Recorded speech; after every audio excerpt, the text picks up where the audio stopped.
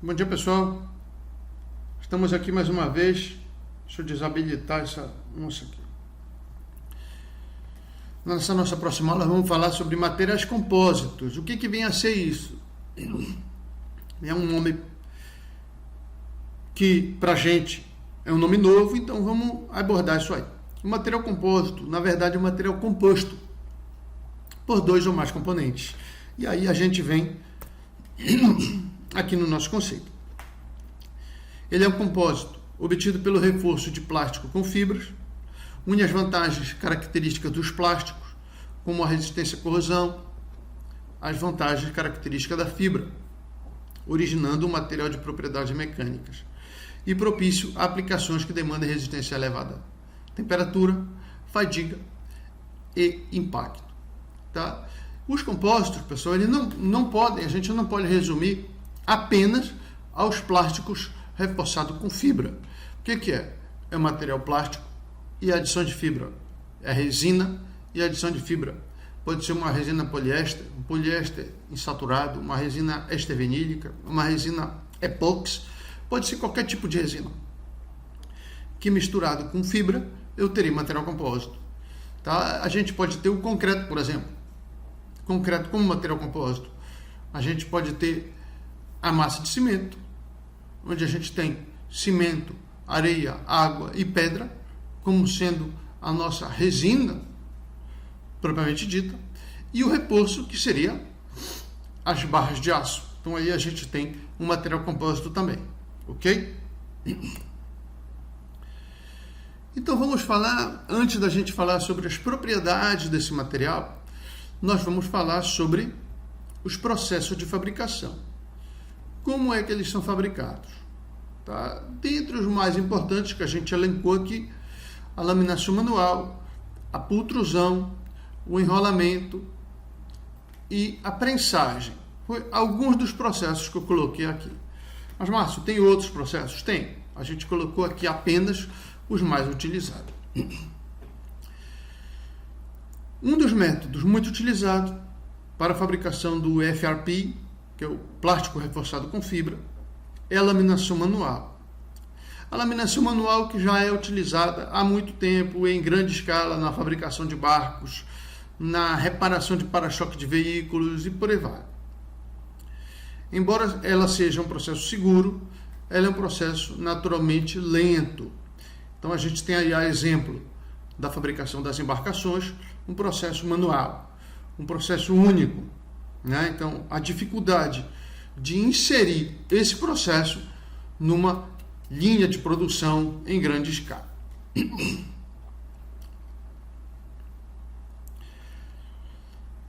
Porém, devido ao interesse da utilização do plástico reforçado com fibra na indústria, há uma ênfase maior no desenvolvimento de métodos que possam suportar essa grande produção. Prensagem, pultrusão e enrolamento são alguns deles que a gente vai abordar mais na frente.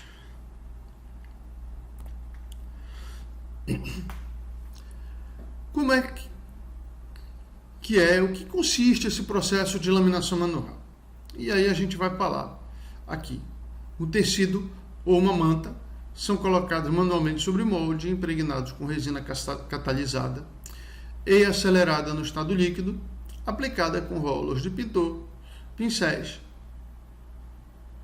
A gente tem também a laminação à pistola, que substitui os rolos, os pincéis, pela pistola. Basicamente, esse método... Desculpa. Não se preocupe que não vai chegar. A resina líquida, normalmente poliéster insaturado, é combinada com as fibras de vidro, mantas ou tecidos. A reação química iniciada na resina por catalisadores e aceleradores provoca seu endurecimento, a cura da resina, dando origem a uma peça moldada, onde a resina desempenha a função de substrato e as fibras servem de reforço. Essa laminação, gente, observem aí que eu coloquei aqui embaixo do vídeo. Aqui do meu lado, tá de que lado? Eu acho que eu tô do lado de... Tá aqui desse lado, né? Tá bem aqui. A laminação é feita sobre molde aberto. A superfície do molde deve ser coberta com gel coat, que é o que vai ajudar é o desmoldante, na verdade. Tá? Pigmentado aplicado a pistola ou a rolo, para oferecer um bom acabamento à peça. Então, ele vai ajudar, além na desmoldagem, ele vai oferecer aí um bom acabamento à peça. O assentamento das fibras, remoção das bolhas, é feito com pincel ou rolete. Várias camadas de recursos são aplicadas para que se obtenha a espessura final do laminado.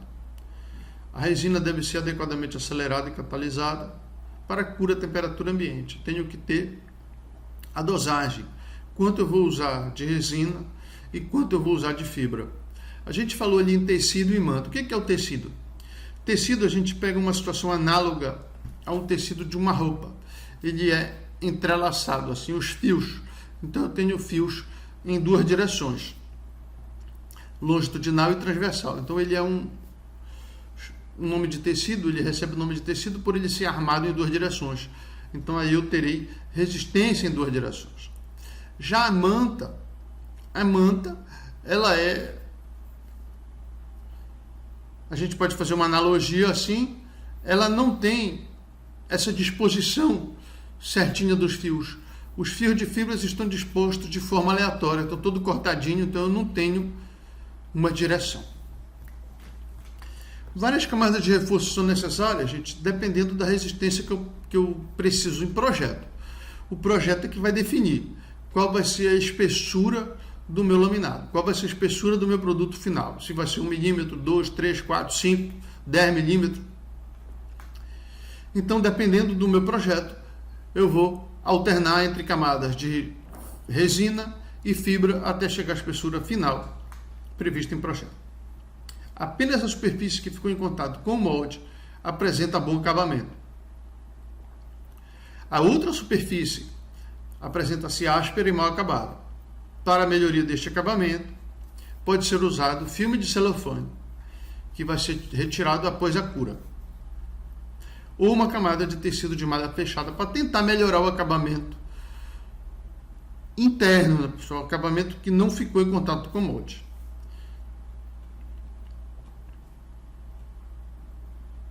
Bom, eu coloquei aqui, pessoal, para vocês um link aí, tá aí o link.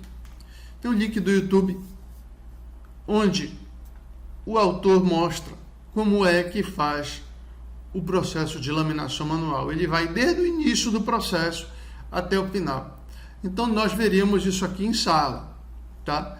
A gente iria assistir em sala esse vídeo, comentar o vídeo, discutir esse vídeo. Então a gente tem praticamente uma aula só para discutir esse vídeo em função do nosso processo de fabricação. Bom, mas como a gente está aqui, a gente não tem como fazer isso. Então eu vou botar o link aí do lado, acessem o link, assistam esse processo, peguem o nosso material, vejam se vocês têm alguma dúvida. Se tiver alguma dúvida, manda para a gente esclarecer isso aí, ok?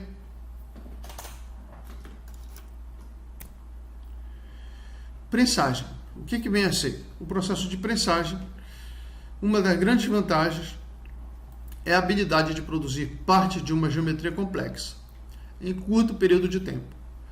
Espessura não uniforme, nervuras, protuberâncias, frisos podem ser incorporados, oferecendo possibilidade de eliminar uma variedade de operações de acabamento secundário, como furação e colagem. Então, o processo de prensagem, basicamente, gente, eu tenho um molde e um contramolde. Tá? Eu vou exercer uma pressão nesse molde para obter o meu produto final. É como vocês brincavam de massinha aí quando vocês eram crianças, vocês tinham um molde, apertava a massinha e saía a forma do bicho.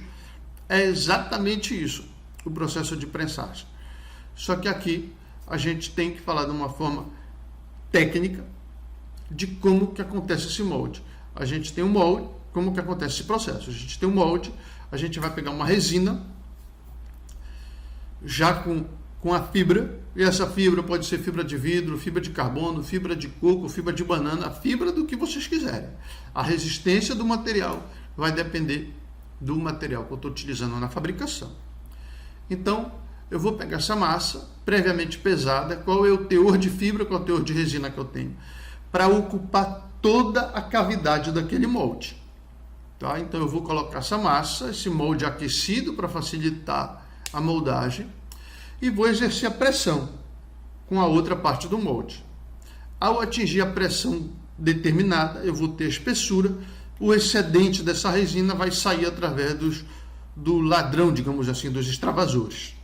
Tá? Então, a gente tem uma temperatura em torno de 130 a 160 graus.